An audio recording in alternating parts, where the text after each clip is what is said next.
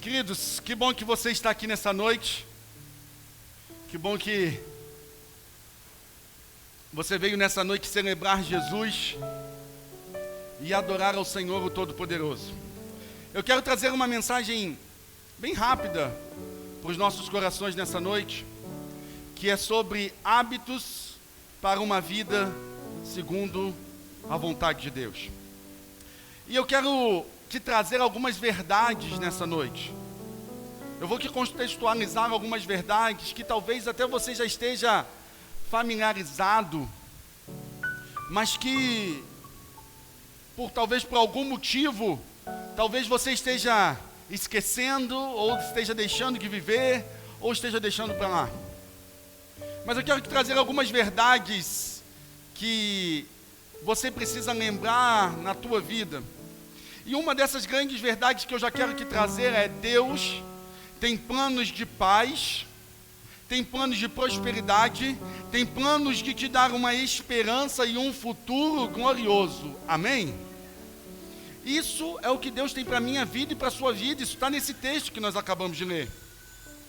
As intenções de Deus ao meu favor e ao seu favor, elas são intenções extraordinárias. Não é à toa que esse ano nós estamos vivendo o ano do extraordinário de Deus para as nossas vidas, amém? E se você já recebeu essa palavra sobre teu coração, você sabe que você já está vivendo um ano do extraordinário. Tem pessoas, irmãos, nós falamos isso no início do ano. O ano do extraordinário de Deus não é um ano apenas para indígenas como igreja, mas é um ano para indígenas como igreja e para todos aqueles que vivem o Senhor nesta casa de oração. Então, aqueles que assim vivem, já estão vivendo um ano do extraordinário de Deus. Eu já estou vivendo um ano do extraordinário de Deus. E eu espero que você também já esteja vivenciando e experimentando isso. Mas, amados, você precisa entender então que Deus te chamou para que você viva uma vida abençoada. Você foi formado por Deus para se relacionar com Deus e desfrutar da presença de Deus de uma maneira intensa. E todas as vezes que nós chegamos diante da presença de Deus, nós não ficamos da mesma forma, mas nós somos transformados e nós passamos a experimentar bênçãos sem medidas. A palavra de Deus diz que na presença de Deus há fartura de alegria, a fartura de satisfação, a fartura de bênçãos na presença de Deus. Então, é da vontade de Deus que eu e você desfrutemos de um relacionamento profundo e intenso com Ele. É da vontade de Deus isso. Em Romanos capítulo de número 12, versículo de número 2, que diz assim: não se amolde ao padrão deste mundo, mas transformem-se pela renovação de sua mente, para que vocês sejam capazes de quê? De experimentar e comprovar qual seja a boa, agradável e perfeita vontade de Deus. Há uma vontade boa, agradável e perfeita de Deus para a minha vida e para a sua vida. Uma vontade essa que é uma vontade completamente saudável, necessária, excelente, aceitável, perfeita, não carece de nada. É uma vontade única, exclusivamente para mim e para você, completa. Deus tem uma vontade dessa para as nossas vidas. Só que o nosso problema é que às vezes nós nos moldamos ao padrão deste mundo e vivemos uma vida sem esperança, uma vida sem expectativa, uma vida sem desejo algum. Por diversas vezes, nós estamos tão acostumados a estar neste mundo que nós começamos a viver como as pessoas que estão caminhando de acordo com o príncipe desse século. Uma vida sem esperança, uma vida de tristeza, uma vida amargurada, Uma vida sem expectativa alguma. Mas, queridos, em nome de Jesus, entenda uma coisa: nós estamos nesse mundo, mas nós não somos deste mundo. A nossa cidadania não é daqui, a nossa cidadania é do céu. A nossa expectativa não é uma expectativa terrena, a nossa expectativa é uma expectativa celestial. E Deus nos céus tem uma vontade boa, perfeita e agradável para a minha vida e para a sua vida. Você precisa entender que essa é uma verdade espiritual que eu e você precisamos compreender e viver. Jesus é a nossa vida, Jesus é a nossa expectativa, Jesus é a nossa esperança. Nós estávamos mortos nos nossos delitos e pecados. Efésios diz isso. Nós estávamos antes mortos nos nossos delitos e pecados. Nós não tínhamos expectativa alguma. Não. Nós éramos improváveis. Nós éramos pessoas sem esperança. Mas Jesus alcançou a nossa vida. Jesus mudou o nosso coração. Jesus transformou o nosso viver. O que era desesperança, Ele transformou em esperança. O que era tristeza, Ele trouxe alegria. O que era morte, Ele trouxe vida. Porque Jesus mudou a nossa vida, amados. E como diz Gálatas 2:20, que é até o versículo base dessa igreja, já não sou mais eu que vivo, mas Cristo é que vive em mim. E a vida que eu vivo agora, eu vivo na fé no Filho de Deus, que me amou e se entregou por mim. Isso muda tudo, irmãos. Jesus muda tudo.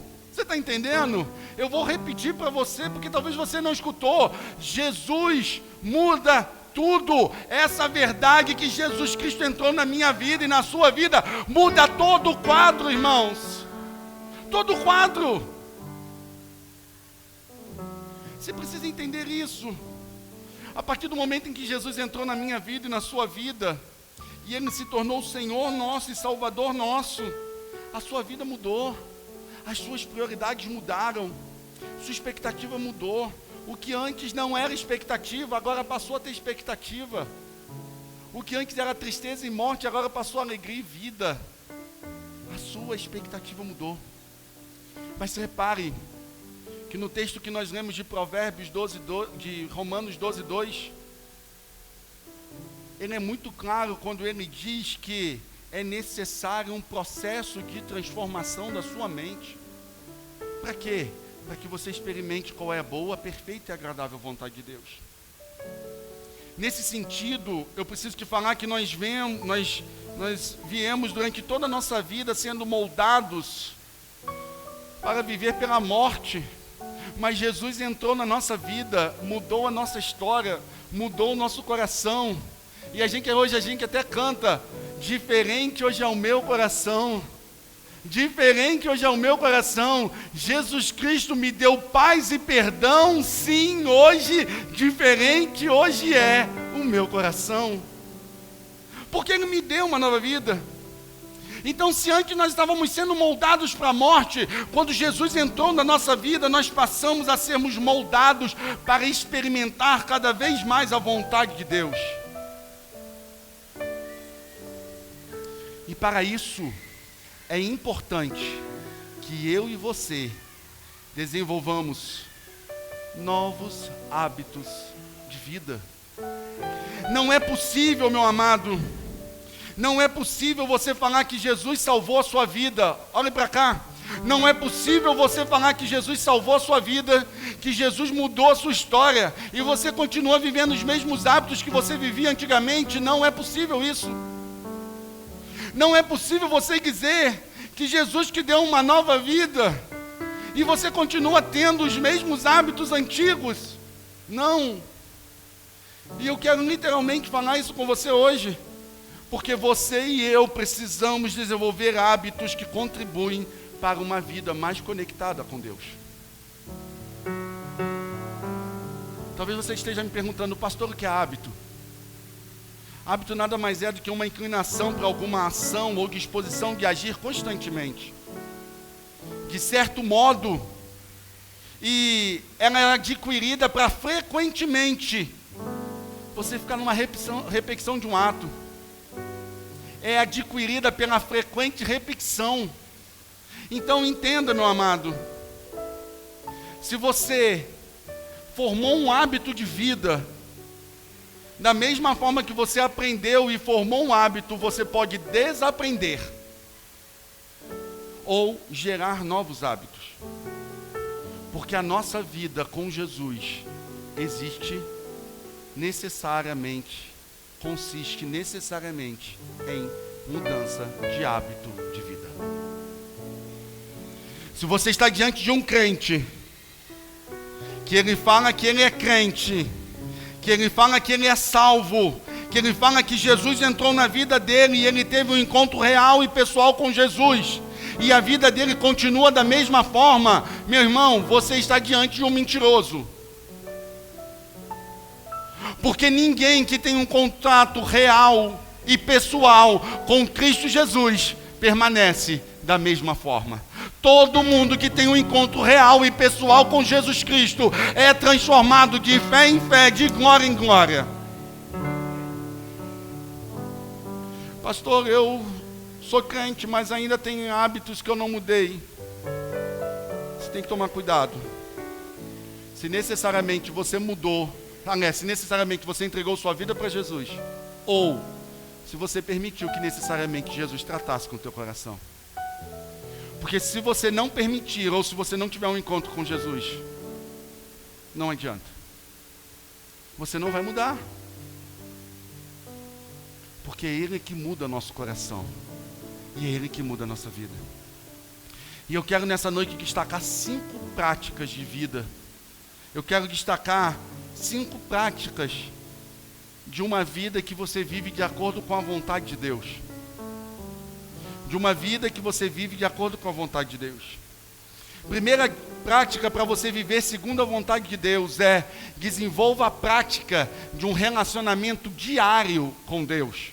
Salmo de número 1, versículo de número 2, diz assim: ao contrário, a sua satisfação está na lei do Senhor, e nessa lei medita de dia e de... Vamos lá, irmãos, me ajuda. É nessa lei medita de dia e de...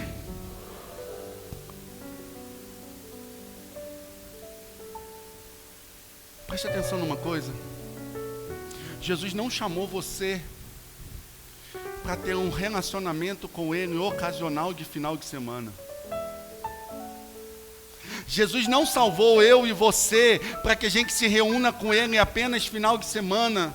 Sabe por quê, irmãos? Relacionamentos ocasionais não são relacionamentos responsáveis. Relacionamentos ocasionais se chama prostituição, amado. E eu preciso falar isso para você, porque preste atenção numa coisa: se você tem um relacionamento com alguém, você quer ter relacionamento constante e todo o tempo, e não apenas em momentos, e não apenas em estações, mas todo momento, em todo o tempo. Você precisa ter um relacionamento com Deus por completo, em todo momento. Você não pode ser o crente apenas do domingo, mas você tem que ser o crente que adora no domingo, o crente que serve e adora na segunda, na terça, na quarta, na quinta-feira. A sexta-feira precisa ser o seu dia de Deus, o sábado também. A sua vida precisa ser uma vida completa com o Senhor. Ocasionalmente, ter relacionamentos ocasionais é prostituição e não relacionamento. Você precisa entender isso. Irmãos, daqui a 10 dias, eu e a pastora, nós vamos fazer 20 anos de casado. Eita glória! Aleluia! 20 anos, irmãos. Essa mulher é uma santa. Aleluia! Cuidado, não se enganem. Não se engane. Não se engane. Mas nós vamos fazer 20 anos de casado, irmãos. 22 anos juntos e 20 anos de casados. Um dia nós casamos, no dia 17 de abril de 2004. E eu resolvi assumir ela como meu relacionamento amoroso, meu único relacionamento amoroso, e ela resolveu me assumir como o único relacionamento amoroso dela, e assim nós estamos vivendo. Por que eu estou te mostrando isso? Porque se você chegar para mim e me perguntar assim, pastor, o senhor já teve problema com a pastora? Já, irmãos. Se chegar para a pastora e perguntar se a gente já teve problema? Já. Nós já tivemos problemas em várias vezes na vida, mas em nenhum momento nós deixamos de nos relacionar por causa do nosso problema. Sabe por quê? Porque o que nos envolvia não eram as nossas circunstâncias, o que nos unia era o nosso amor, e o nosso amor não muda de acordo com as circunstâncias. Pastor, o que o senhor está querendo dizer com isso? Tem crente que serve a Deus, mas quando o negócio está desfavorável, quando o negócio está favorável, aí não, aí deixa Deus de lado. Não, amados, o relacionamento é diário, é em todo momento, é em todo tempo. Literalmente, irmãos, desses 20 anos, foi na alegria e na tristeza, foi na saúde e na doença, foi na vida e na morte. Nós celebramos já juntos o nascimento dos nossos 2 filhos, e tivemos que chorar de forma trágica a perca da minha sogra por um acidente de carro na porta de casa. Mas em todo o tempo, seja na alegria ou na tristeza, nós estávamos juntos num relacionamento diário e constante. Você ter Senhor na tua vida só quando as coisas estão boas, ou só quando as coisas estão ruins.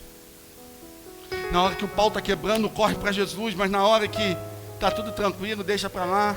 Não, o seu relacionamento precisa ser constante com o Senhor. Você não pode ter a amnésia da segunda-feira e esquecer que na segunda-feira você é crente. Não, você adora o Senhor no domingo, na segunda, na terça, todo o tempo. A nossa vida é para Ele, o nosso constante oração é para Ele, a nossa devoção é para Ele. Se você chega num local e o local não favorece o cristianismo, você continua sendo crente ali, porque não é o local que faz você, é o seu coração convertido ao Senhor que mostra a luz de Deus na tua vida.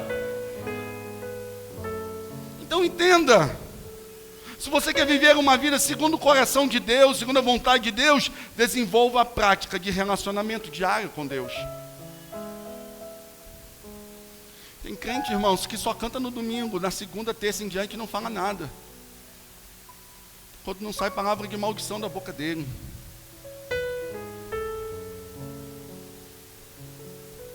Ser crente apenas aos domingos faz de você um religioso e um mentiroso.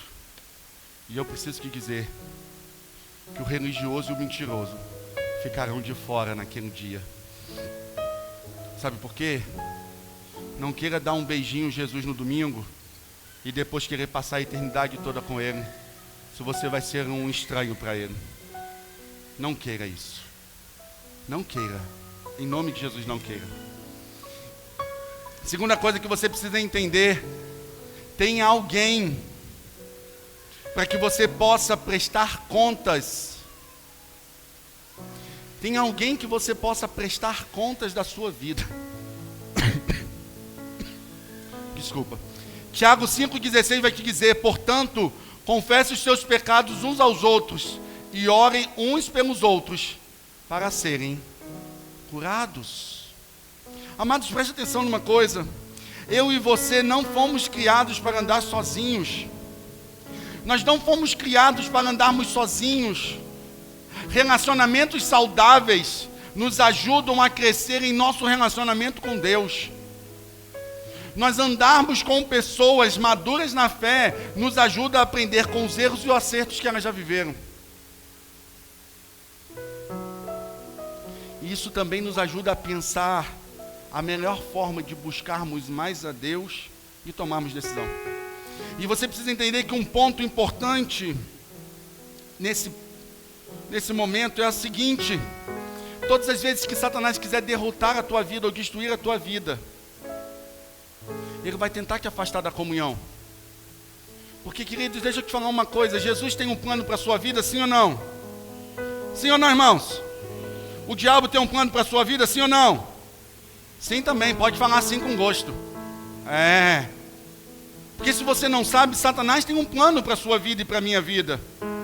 E uma das primeiras coisas que ele faz quando ele quer botar alguns planos em prática é tentar afastar você da comunhão dos santos, é tentar afastar você de um relacionamento saudável.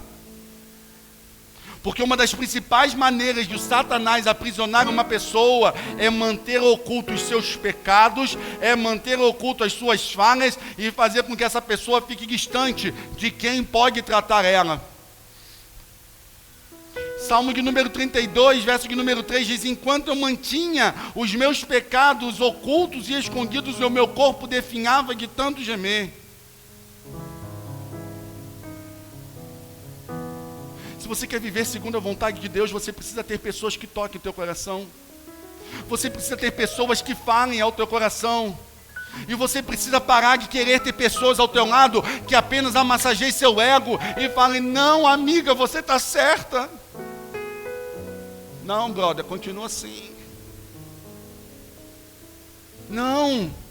Queira ter do teu lado alguém que, num amor cristão, olhe para você e fale assim: meu querido, a Bíblia diz contrário ao que você está fazendo.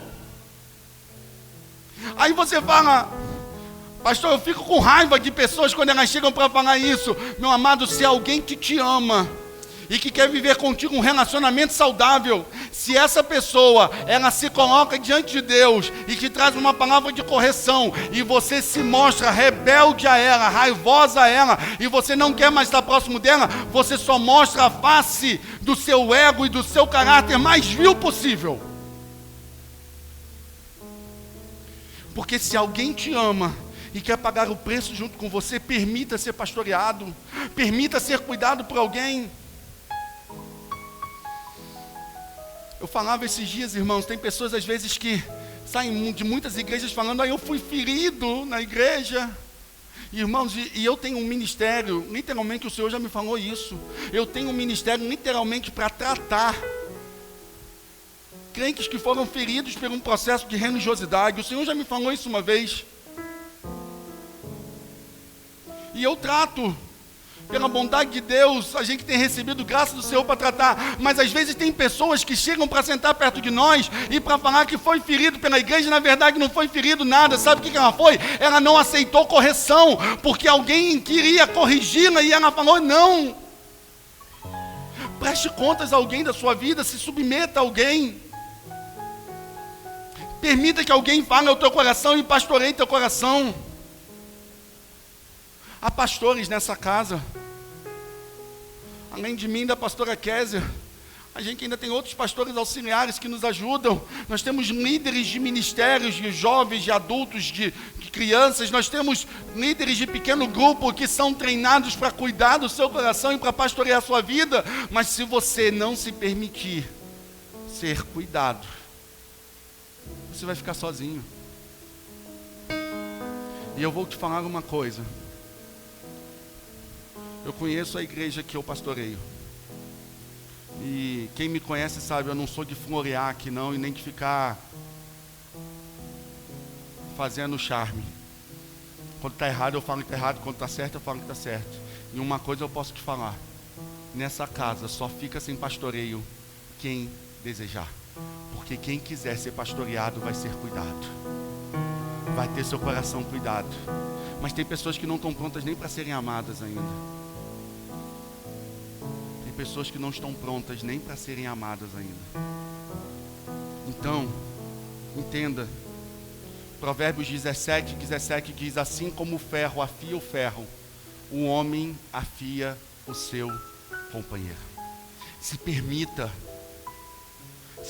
quando alguém falar para você que você está errado, aceite. Se permita ser tratado, se permita ser aperfeiçoado.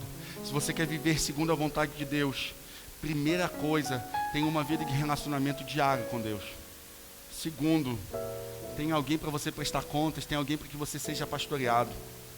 Terceira coisa, viva uma vida de prática, de votos e de jejum. Jó 22, 27 diz: a ele orará e ele ouvirá, e você cumprirá os seus votos. Mateus 17, 21 diz: mas essa espécie só sai pela oração e pelo jejum. Entenda uma coisa, eu já ensinei isso aqui, mas forma do que dizer: o jejum não muda Deus. Não faça jejum porque você quer mudar a Deus. O jejum não muda Deus. O jejum sensibiliza e transforma o meu coração para que ele esteja alinhado com a vontade dos céus. É para isso. É para isso que eu e você nós jejuamos. O jejum é literalmente o ato de você livrar-se da saciedade da sua carne, da sua vontade e ajustar os seus sentidos à vontade de Deus.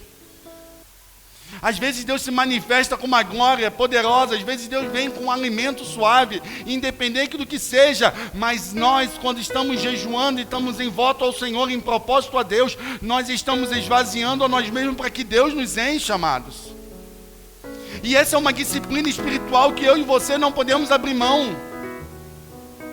Eu falava isso aqui hoje de manhã.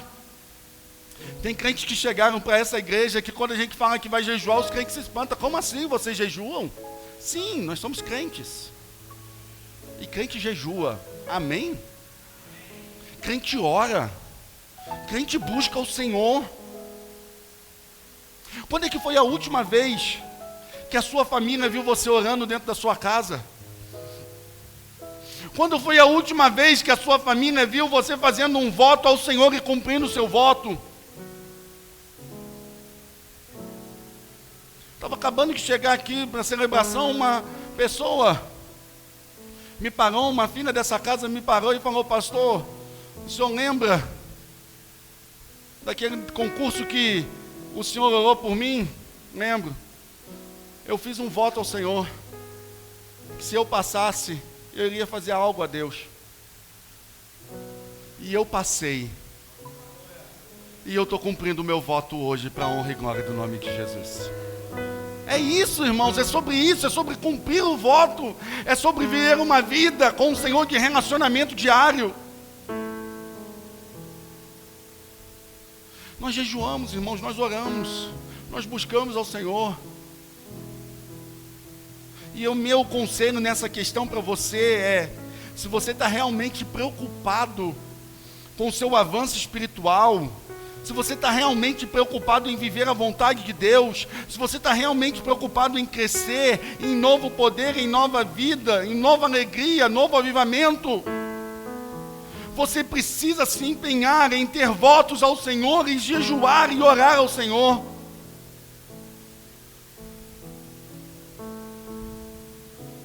São 20 anos, irmãos, de relacionamento. Você acha que eu e a pastora subsistimos num casamento de 20 anos sem fazer nada durante todo esse processo de relacionamento? Claro que não. Cada um tem a sua linguagem de amor. E eu precisei descobrir a linguagem de amor dela e falar, e ela a minha, e falar, e nós estamos vivendo por causa disso. A linguagem de relacionamento com Deus é uma linguagem de jejum, de voto, é uma linguagem de oração. Você precisa entender isso, amados. Um homem carnal rejeita as disciplinas espirituais. Um homem carnal rejeita essas disciplinas. Alguém talvez vai virar para você e vai falar: pastor, isso é legalismo, farisaísmo. Não, irmãos. Legalismo e farisaísmo é você querer viver uma religião com o Senhor sem que você não se preocupe em viver e pagar um preço de um relacionamento, porque você precisa entender que relacionamento tem preço, irmãos, e Jesus já pagou o preço e Ele continua pagando. E o que você tem feito em favor do seu relacionamento com Jesus? Aí tem pessoas que querem naquele grande dia ouvir o Senhor falar: entra para cá, bendito pelo reino e descansa do seu Pai. Não, meu amado, se você não vive com Deus uma vida aqui de oração e de jejum, de prática de votos, o que você vai ouvir naquele dia é: apartai-vos de mim, porque eu não te conheço. E eu preciso falar, irmãos, vocês sabem disso, eu não sou de florear. Se organize para viver um voto ao Senhor. Você é novo. Por que você não jejua? Por que você não busca o Senhor? Qual é a sua prática de vida com Deus? Pastor, eu não tenho esse hábito. Sim, eu sei, e é por isso que eu estou pregando isso nessa noite. Para que você seja tenha um hábito de ter um relacionamento diário com o Senhor em todo tempo. Você ter um relacionamento com o Senhor, para que você viva uma vida de pastoreio, onde você permita pessoas cuidarem do seu coração, e para que você viva uma vida de oração, de jejum e de votos ao Senhor. Quarta e penúltima coisa: se você quer viver uma vida segundo a vontade de Deus, você precisa ser fiel e generoso. Sim, isso mesmo. Você precisa ser fiel, dizimista e ofertante generoso ao Senhor. Malaquias 3, dos 8 ao 11 diz: como é que te roubamos nos dízimos e nas ofertas? Impedirei que pragas devorem suas colheitas, e as videiras dos campos não perderão seu fruto, diz o Senhor dos Exércitos. Amados, eu tenho muita tranquilidade de falar dízimos e ofertas. Durante muito tempo eu me penalizava para falar sobre isso. E um dia o Senhor virou para mim e falou assim: eu conheço teu coração. Ou você fala, ou o povo não é abençoado. E amados, tirando a pastora que já me conhece bastante tempo, você pode perguntar ao evangelista Jaziel: como nós somos responsáveis com essa questão de dízimos e ofertas? Irmãos, eu chego a ser chato e enjoado na igreja. Não é muito distante isso, né? Verdade, eu sei. Mas, porque, irmãos, eu sempre digo a seguinte coisa: os meninos viram e falam assim: joga fora. Eu falo: não, conserta. Joga fora, não, conserta. Sabe por quê? Porque alguém ofertou aquilo ali. Se você está sentadinho aí, deixa eu te falar uma coisa, crente. Você está sentado sobre a adoração de alguém, porque alguém adorou a Deus com o dinheiro que você está sentado aí. Você está entendendo? Um parafuso, irmãos, que eu vejo jogado no chão, eu falo: irmãos, guarda, porque isso aqui foi dinheiro, comprado com dinheiro da igreja. Vai ser usado para algum momento. E aí, então, entenda uma coisa: se você quer viver segundo a vontade de Deus, você precisa ser fiel, dizimista, ofertante generoso. E na lei da semeadura só é possível colher exatamente o que você semeia. Você não tem como semear cebolinha e querer colher coentro. Não tem como você plantar tomate e querer receber batata, queridos. Não tem lógica. A lei da semeadura diz que você vai receber exatamente o que você plantou. Ou seja, se você replanta amor, você vai receber amor. Se você literalmente semeia na sua vida financeira, você vai receber na sua vida financeira, meu amado. 2 Coríntios 9:10 diz: aquele, o Pai provedor, que supre, que dá a semente do que semeia e o pão ao que come, também lhe suprirá e aumentará a semente e fará crescer os frutos da sua justiça. Sabe o que Jesus está falando para você? O que Jesus está falando para você nesse versículo é: eu, o provedor, eu vou te dar a semente para você semear, eu vou fazer a semente prosperar, germinar e crescer, e eu ainda vou te dar condições de você ainda colher a semente. Eu vou fazer na tua vida, eu vou te dar a semente, eu vou te dar a colheita, e eu vou te dar um ciclo abençoado. Quantos aqui querem ser usados? E a pergunta é literalmente essa. Talvez há um tempo atrás eu não faria esse tipo de pergunta, mas hoje eu faço. Quantos de vocês gostariam de ser usados pelo Senhor para contribuir literalmente no reino de Deus? Amém? Então se você tem esse coração, você pode ficar preparado, porque Ele vai te dar a semente para você semear. Ele vai te dar a semente para você semear. E eu sempre digo que existe 3 níveis de entrega. 3 níveis de semente. O dízimo, que não é seu, já é do Senhor. O resultado da entrega do dízimo é: Deus protege as suas finanças. As ofertas, Deus faz prosperar as suas finanças. E as ofertas extravagantes, Deus abre novos ciclos de conquistas financeiras, e o exponencial de Deus é atraído sobre a sua vida. Preste atenção numa coisa, eu já falei isso uma vez aqui: geralmente quem não vive o primeiro nível não chega a lugar nenhum. Aqueles que conseguem passar e viver o primeiro nível eles geralmente passam para o próximo. Por quê? Porque o dízimo retira a maldição sobre as finanças e abre as janelas dos céus, e você começa a entregar o dízimo do Senhor, e automaticamente você começa a dar ofertas conforme o Senhor te direciona. Mas alguns param aí, mas tem outros que não. Tem outros que atingem um terceiro nível de oferta extravagante, como Davi fez.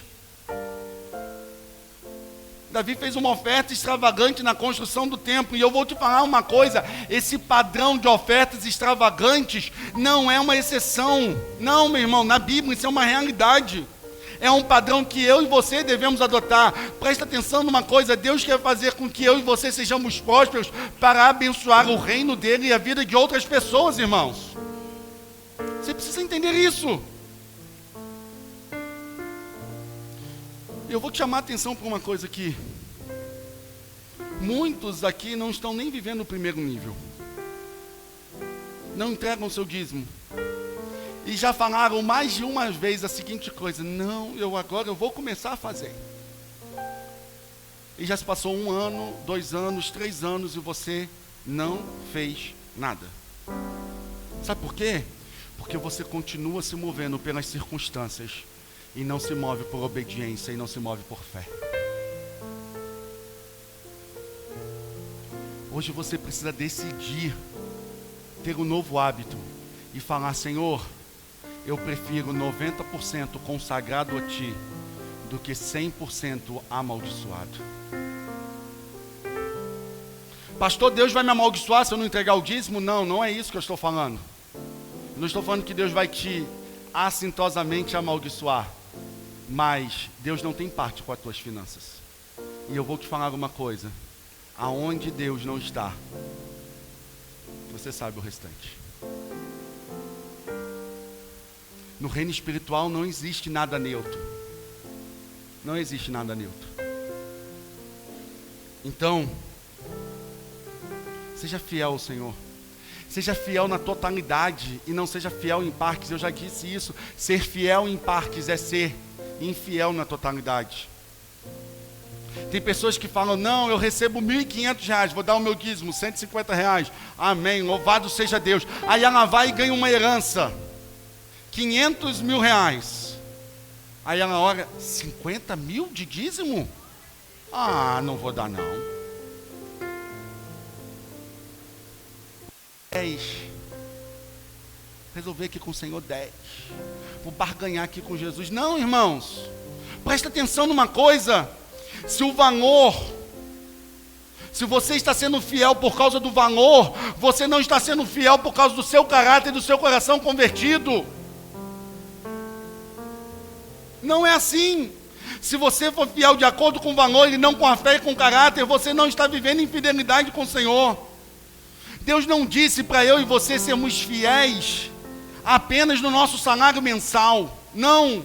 Deus disse assim: sejam fiéis em toda a sua fonte de renda. Então, meu amado, se você ganhou o seu salário, se você ganhou uma herança, se você ganhou uma comissão, uma rescisão, uma doação, uma oferta, uma ajuda, um lucro, uma venda, seja o que for, você não tinha, Deus permitiu que você esteve, não seja infiel e não seja um avarento e não traga maldição sobre a sua vida.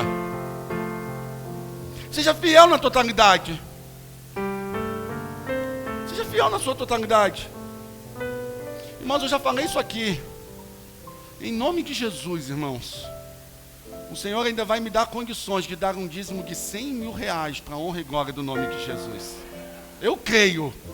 Estou torcendo por esse dia, irmãos, que eu vejo lá o Pix, eu botando lá R$100 mil, em nome de Jesus. Você pode dizer um amém comigo? Amém? Recebo, Senhor. Teu servo está pronto, Jesus. Fica à vontade, teu servo está pronto. Você está pronto também, amém? Aleluia. Certo, Marquinhos? Amém. Seja fiel ao Senhor. E entenda uma coisa. Normalmente, sabe quando você percebe quem é um infiel? Sabe quando você percebe? Normalmente os infiéis são sempre os exigentes. Como assim, pastor? Sim.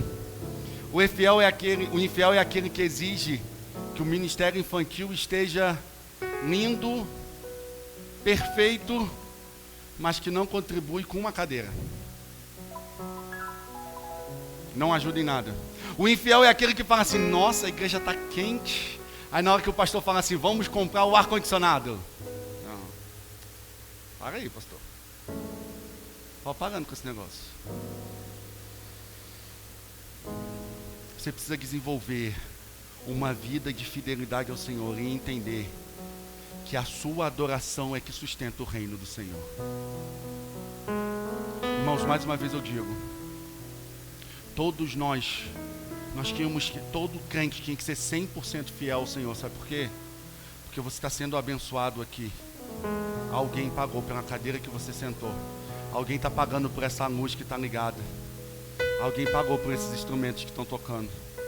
Alguém está pagando por esse prédio que você está sendo abençoado. Então, em vez de você ser daquele que só aproveita, seja você daquele que diz assim: Senhor, eu recebo, mas eu também compartilho e também abençoo. Usa da minha vida para abençoar o teu reino, Jesus. Então, se você quer viver segundo a vontade de Deus, primeiro, tenha um relacionamento diário com Deus, na totalidade. Segundo, permita seu coração ser pastoreado. Terceiro, desenvolva disciplinas de jejum, de oração e de votos. Quarto, seja fiel dizimista.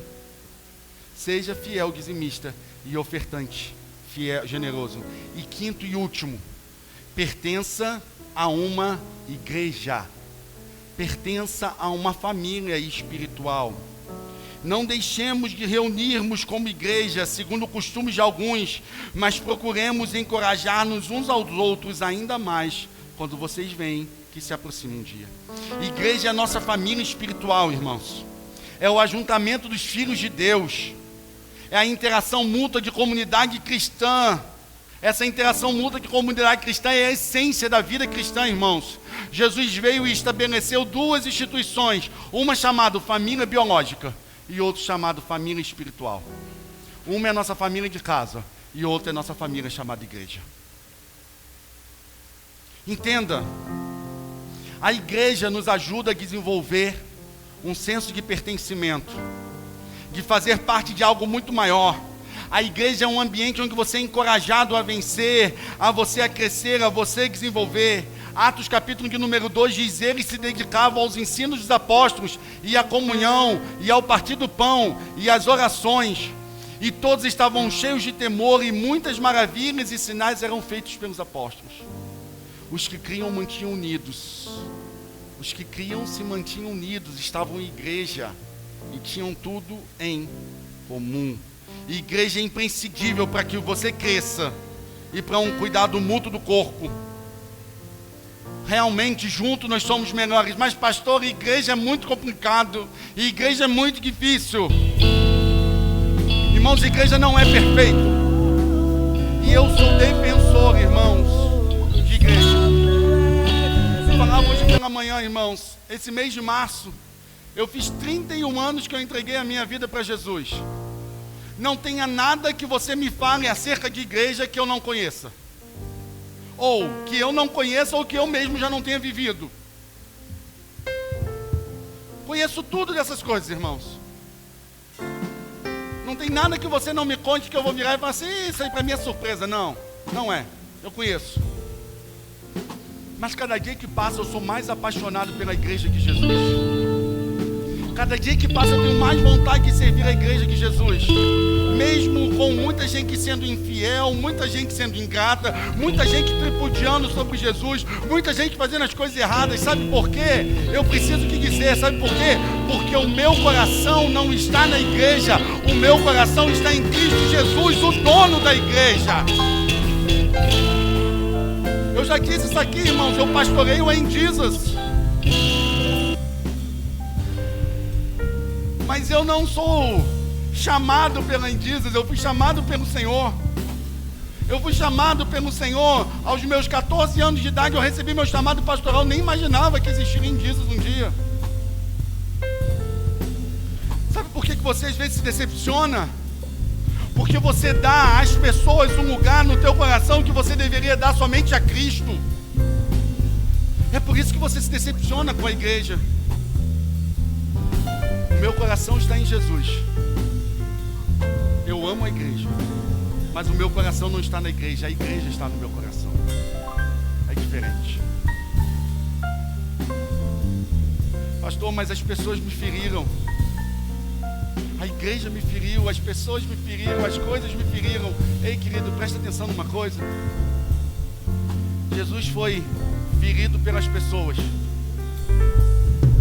Jesus foi cuspido pelas pessoas. Jesus foi maltratado pelas pessoas. Traíram Jesus, abandonaram Jesus. E nem por isso Jesus deixou de viver o seu propósito de vida e realizar aquilo que o Pai o chamou a fazer. Então entenda uma coisa: o que as pessoas fizeram a você não é motivo para você abandonar o chamado que o Senhor te deu. Não é motivo para você abandonar a igreja de Jesus, porque é uma igreja santa, inculpável, irrepreensível, que vai morar no céu com Jesus Cristo para toda a eternidade.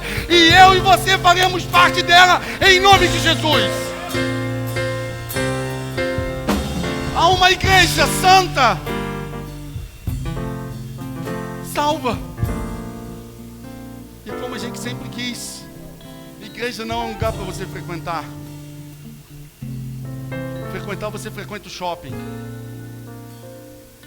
Mas igreja é uma família para você pertencer. Porque quando você é família, você tem responsabilidade. Quando você é família, você tem responsabilidade. Você vai no shopping, o shopping não tem responsabilidade contigo. Não tem. E nem você com shopping. Mas família tem. No momento em que você vira e fala assim: eu tenho uma aliança contigo, você tem responsabilidade com a igreja. E a igreja tem responsabilidade com você. Querido, nós não somos perfeitos. Longe de sermos perfeitos. Mas o ato de fazer você não querer estar na igreja é uma estratégia de Satanás nos últimos dias. E a palavra de Deus diz assim: nos últimos dias muitos amontoarão para si mestres, doutores, como comichão nos ouvidos, procurando aquilo que quer ouvir. Presta atenção numa coisa: você tem que tomar muito cuidado quando você vai sentar diante de alguém ou vai ter relacionamento com alguém e essa pessoa não favorece que você esteja em igreja, irmãos. Você quer saber se você está diante de um falso profeta, de um falso mestre? Repare para ver se ele incentiva você a estar em comunhão e igreja. Se ele não tiver, irmãos, você pode ficar ciente, você está diante de um falso mestre. Eu postei ontem um vídeo nas minhas redes sociais, compartilhei do pastor Telmo Martinello. E ele falando isso, eu assino embaixo e eu concordo com ele. Não prega nessa igreja, irmãos, quem não tem vida com igreja, quem não tem comunidade, quem não vive em comunidade, quem não sabe o que é igreja. Pastores itinerantes por aí que saem pregando de galho em galho, mas não estão comprometidos com a noiva do Cordeiro e não querem pagar o preço. Aqui não, meu querido. Pode querer se criar em outro lugar, aqui não vai se criar. Se aparecer profetas por aqui que só quer botar a mão na cabeça das pessoas, mas não tem compromisso com o coração das pessoas e nem com a sua vida, em gerar nela uma vida de comunidade e juntos caminhar para o céu, aqui não se cria, irmãos. Aqui não se cria. Você tem que tomar cuidado. Porque tem pessoas que falam que amam Jesus, mas espancam a noiva do Cordeiro, estupram a noiva do Cordeiro. Essa pessoa não ama Jesus. Não ama Jesus. Se você quer saber se você está diante de uma pessoa que é de Deus, veja se ela ama a igreja. Se ela não amar a igreja, saia fora, porque você está diante de um falso profeta. E não seja você aquele crente que pula de galho em galho, o crente dodói que se dói com tudo. Não seja você, irmãos, quando um crente chega para perto de mim, conversa comigo, e eu pergunto: quantos anos você tem de crente? Tenho 10 anos. Quantas igrejas você já passou em 10 anos? 9, pastor. Aí eu já faço a média, irmãos. Eu sei que é 1 ano para ele começar a me dar trabalho. Porque se em 10 anos já passou em 9 igrejas, pastor, eu precisei mudar por alguma coisa. Aí é um outro caso, irmãos, não é disso que eu estou falando. Estou falando do crente dodói, que fica pulando de galho em galho porque o irmão não falou com ele. Ah, meu Deus, o Jaziel passou perto de mim e não falou comigo. Irmãos, o Jaziel tem TDAH, se duvidar, ele não fala nem com ele direito. Aí o cara fica, não falou com meu irmão. Fala em você. Fala em você, irmãos. Sabe aquele crente? Ai, fulano me fez uma festinha, nem me convidou. Faça você a festinha e convide a ele. Sabe por quê? Porque Jesus diz assim: aquilo que você quer que os homens te façam, faça você aos homens, crente. É Jesus que manda. Você está querendo que as pessoas que deem paz do Senhor com gosto, com felicidade, que deem paz do Senhor com gosto, com felicidade para elas? Quer que a pessoa te convida para um jantar? Convida ela também. Seja você igreja e não fica pulando de galho em galho. Porque se você for ficar procurando defeito em igreja, você vai encontrar em todo lugar. Inclusive quando você mudar de igreja, você vai chegar lá e vai encontrar o problema já na porta. Mas é você chegando. Entenda isso. O Senhor te chamou para você viver uma vida de igreja. Para com esse negócio de apenas frequentar a igreja. Não. Resolva pertencer à igreja. Ame quem te amou primeiro. E zele por aquele que continua zelando pela tua vida. Fiquemos de pé em nome de Jesus.